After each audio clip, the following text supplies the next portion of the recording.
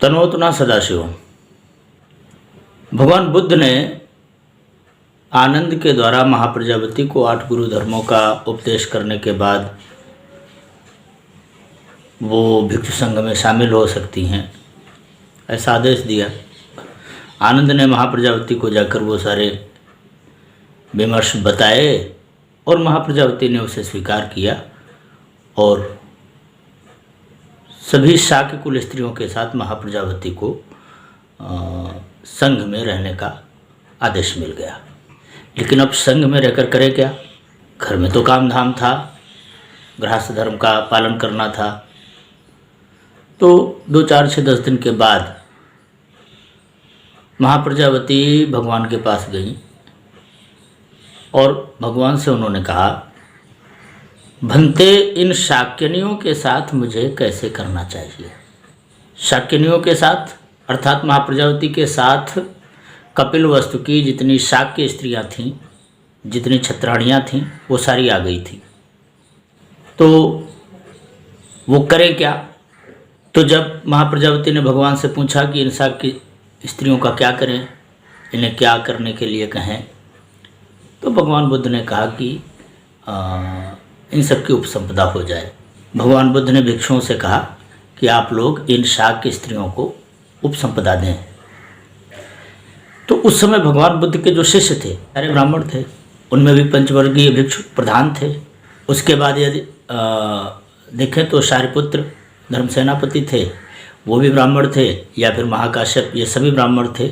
मतलब भगवान बुद्ध के समय जिन स्त्रियों को उपसंपदा मिली, उपसंपदा का मतलब दीक्षा, तो भगवान बुद्ध के समय में जिन शाक्य स्त्रियों को दीक्षा मिली, तो दीक्षा देने वाले जितने भी भिक्षु थे वो सभी ब्राह्मण थे। एक बात तकनीकी तौर पर यहाँ समझ लेने की है कि भाई मनु ने स्त्रियों को अपने पति के सिवाय किसी को भी ईश्वर मानने का उपदेश नहीं दिया। स्त्री के लिए अन्य कोई कर्म धर्म मनु ने कहा ही नहीं। तो दीक्षा जैसी बात तो मनु का विमर्श है ही नहीं। पूरे सनातन साहित्य का अध्ययन कर लीजिए, वेदों से लेकर पुराणों के काल तक, द्वापर के काल तक, आपको दीक्षा वाला विषय कहीं नहीं मिलेगा। दीक्षा का आरंभ भगवान बुद्ध से शुरू होता है और वो बाद में हिंदू समुदाय में विभिन्न संप्रदायों में भी फैला।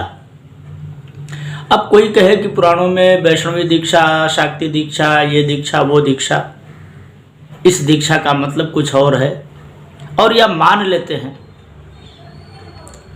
कि भाई दीक्षा का विधान है। तो दीक्षा का विधान स्त्रियों के लिए सनातन पद्धति में कभी स्वीकार नहीं किया। स्त्रियों को पति के सिवाय और किसी की सेवा और किसी के प्रति निष्ठा और किसी के प्रति भक्ति रखने की बात ही नहीं की। तो फिर स्त्रियों को दीक्षा दी जाए, अब वो चाहे वैष्णव संप्रदाय में दी जाती हो, वो चाहे, अब तो वेदांती लोग भी स्त्रियों को दीक्षा देने लगे हैं, महामंडलेश्वर बनाने लगे हैं। तो ये सब प्रच्छन्न बौद्ध है, क्योंकि स्त्रियों की दीक्षा का शुभारंभ भगवान बुद्ध से ही होता है। और ये जो स्त्रियों को दीक्षा देने का शुभारंभ भी है, ये भगवान बुद्ध की इच्छा नहीं है। ये भगवान बुद्ध भी जानते हैं कि ये सिर्फ विनाश का कारण बनेगी, लेकिन अब चूंकि विनाश होना है, कलयुग का यही धर्म है, इसलिए भगवान बुद्ध ने मना नहीं किया। पर दीक्षा देने का जो विधान भगवान बुद्ध ने रखा, वो भिक्षुओं के द्वारा भिक्षुणियों को दी जाए। तो सभी शाक्य स्त्रियों को किसी न किसी भिक्षु ने दीक्षा दी। अब किसने किसको दी ये विवरण तो मिलता नहीं, लेकिन महाप्रजापति को किसी ने भी दीक्षा नहीं दी। अब महाप्रजापति को भिक्षुणियाँ ताना देती होंगी कि हम सभी दीक्षित हैं और महाप्रजापति दीक्षिता नहीं है। तो देखिए, महाप्रजापति भगवान बुद्ध की माँ है। आयु की दृष्टि से देखें तो प्रौढ़ हो चुकी होंगी, वृद्ध हो चुकी होंगी। अगर उस समय भगवान बुद्ध के काल में महाप्रजापति जैसी प्रौढ़ महिला को, जो भगवान की माँ है, जो संघ के संस्थापक की माँ है, यदि शेष शाक्य स्त्रियाँ उसको ताना देती थीं, तो इससे आप समझ लीजिए कि भाई स्त्रियों का स्वभाव वास्तव में होता कैसा है। कि भाई भगवान बुद्ध की माँ को भी ये ताना देती थीं वो शाक्य स्त्रियाँ, जो भगवान बुद्ध की माँ के साथ ही आई थीं। गोस्वामी जी ने एक बात कही है ना, मोह न नारी नारी के रूपा। एक स्त्री दूसरी स्त्री के प्रति कभी भी विनयशील नहीं रह सकती, ये स्त्रियों का स्वभाव है। तो प्रजापति आनंद के पास गई और उन्होंने आनंद से कहा कि भिक्षुणियाँ हमसे कहती हैं कि हम सभी उपसंपन्न हैं और आपको उपसंपदा नहीं हुई। तो आनंद ने भगवान के पास जाकर ये बात कही कि भगवान महाप्रजापति ऐसा कह रहे हैं। तो भगवान बुद्ध ने कहा कि महाप्रजापति ने जिस समय 8 गुरु धर्मों को धारण किया था, स्वीकार किया था, उनका पालन करना स्वीकार कर लिया था, उसी समय उनकी उपसंपदा हो गई थी। मतलब ये कि भगवान बुद्ध की माँ प्रजापति को उपसंपदा किसी ने नहीं दी,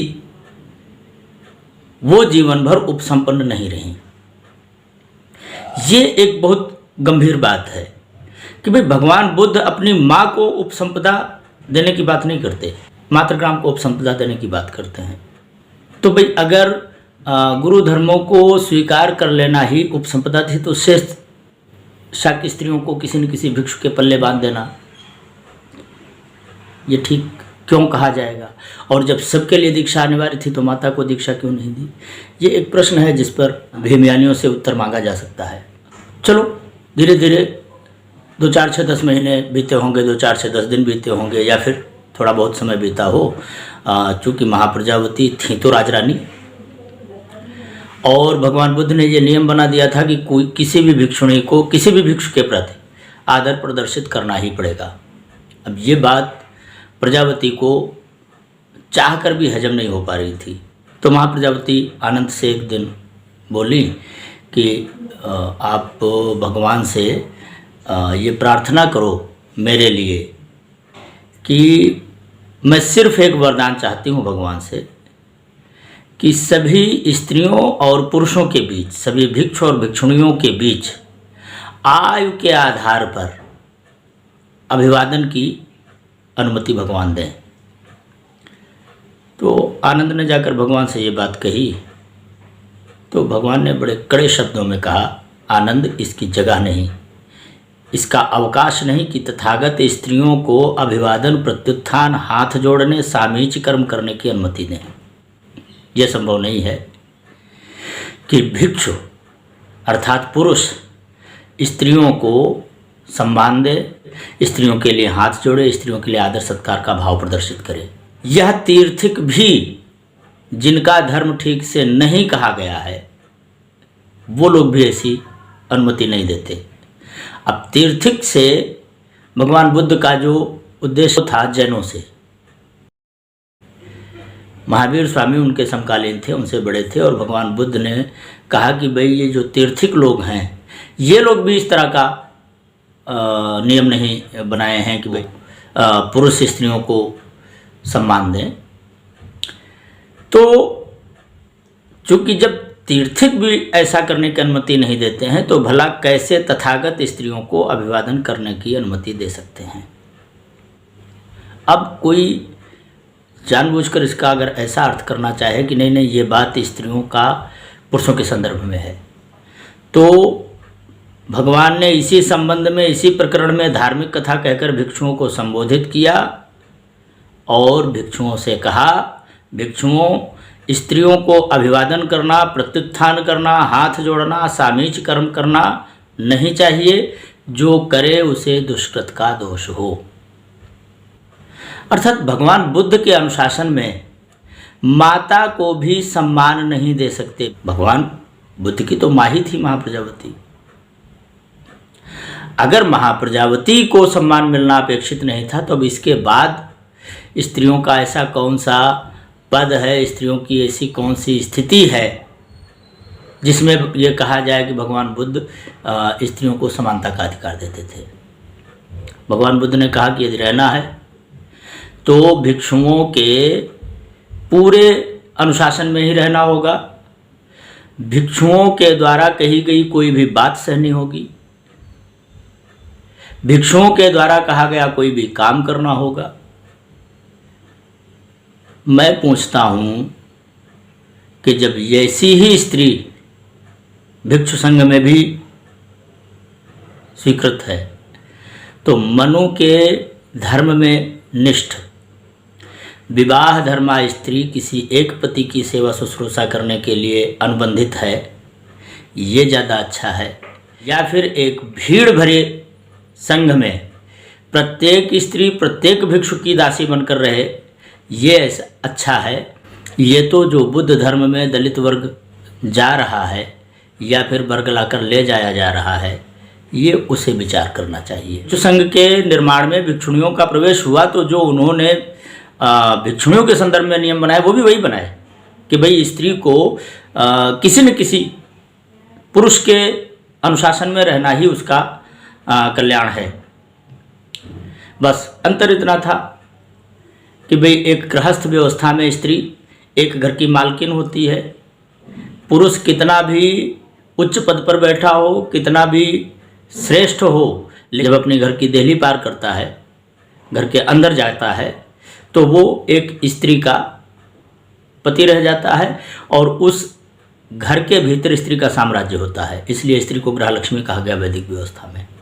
लेकिन भिक्षु संघ में ऐसी कोई व्यवस्था नहीं थी। भिक्षु संघ में स्त्री का स्थान एक दासी का था। गृहस्थ जीवन में स्त्री सिर्फ अपने पति के लिए जवाबदेह है, लेकिन भिक्षु संघ में एक भिक्षुणी प्रत्येक भिक्षु के लिए जवाबदेह है। प्रत्येक भिक्षु एक अनुशासता है, प्रत्येक भिक्षु एक शासक है और प्रत्येक भिक्षुणी एक दासी है, प्रत्येक भिक्षुणी अनुशास्य है। अब ये बात स्वयं को बौद्ध कहने वाले लोग और उसके बाद भगवान बुद्ध को स्त्रियों का उद्धारक कहने वाले लोग अच्छी तरह देखें और समझें, क्योंकि जब कोई व्यक्ति फौरी तौर पर किसी को समझा रहा होता है तो जो समझने वाला है, जो सुनने वाला है, वो तकनीकी बातों को जान नहीं रहा होता है। लेकिन जब आपकी नाक कट जाती है, जब आप बौद्ध हो जाते हैं, तो बाद में तो बौद्धों का आचार नियम सब कुछ लागू होगा ही, वो स्वीकार करना ही पड़ेगा। तो तब चूंकि आप एक बार बौद्ध हो चुके हैं, तो ना तो आप बौद्ध धर्म से निकलने की स्थिति में रह गए और ना जो तुम्हें पहले सुनाया और समझाया गया था, चूंकि उसका विपरीत माहौल तुम्हें मिला, तो ना तुम वही पालन कर पा रहे हो, ना तुम उससे निकलने की स्थिति में रह गए। इसलिए बौद्ध धर्म में घुसने से पहले ही बौद्ध धर्म को ठीक से समझ तो लो, और कुछ समझो ना समझो, विनय पिटक का गंभीर अध्ययन करने से पहले बौद्ध बनने की परिकल्पना भी मत करो। हाँ, यदि विनय पिटक पढ़ लिया है आपने, उसे अच्छी तरह समझ लिया है, और यदि नहीं समझ पाए हो तो किसी अच्छे विद्वान से उसको समझ लो, फिर तुम्हें ठीक लगे तो बौद्ध मत में जाओ। भगवान बुद्ध के इस अनुशासन ने भिक्षुणियों को भिक्षुओं की दासी बना दिया। अब जब स्त्रियां संघ में हो गईं और संघ में कोई गृहस्थ जीवन की मर्यादा थी नहीं, तो जब तक संघ में ब्राह्मणों का बोलबाला रहा, तब तक तो चूंकि ब्राह्मण जितने भी थे, भगवान बुद्ध के समय में जितने भी ब्राह्मण संघ में शामिल हुए, वो सभी वेदनिष्ठ थे, आचारनिष्ठ थे, तो उनमें नैतिक बल बहुत उच्च स्तर का था। लेकिन बाद में धीरे धीरे संघ में निम्न वर्ग के लोग जाने लगे, और चूंकि संघ में स्त्रियों का प्रवेश हो चुका था, तो ब्राह्मण वर्ग का जो झुकाव था संघ के प्रति, जो संघ के प्रति सम्मान था, वो कम पड़ने लगा, और उसमें निम्न वर्ग के लोग घुसने लगे। और परिणाम ये हुआ कि 500 वर्ष आते आते संघ में ब्राह्मण समुदाय प्रायः समाप्त ही हो गया। नीति, नैतिकता, चारित्रिक बल जैसे जो सद्गुण थे भगवान बुद्ध के द्वारा स्थापित किए गए, वो संघ में समाप्त हो गए। संघ का संचालन जरूर किसी न किसी ब्राह्मण के हाथ में रहा, लेकिन संघ की जो दैनिक व्यवस्था थी वो निम्न वर्ग के लोगों के हाथों में आ गई। स्त्रियां भी निम्न वर्ण थीं, पुरुष भी निम्न वर्ण थे। और उसके बाद भगवान बुद्ध के 8 गुरु धर्मों का जो तांडव भिक्षुणियों ने झेला, उसकी चर्चा हम अगले YouTube में करेंगे। तनोतना सदाशिवम।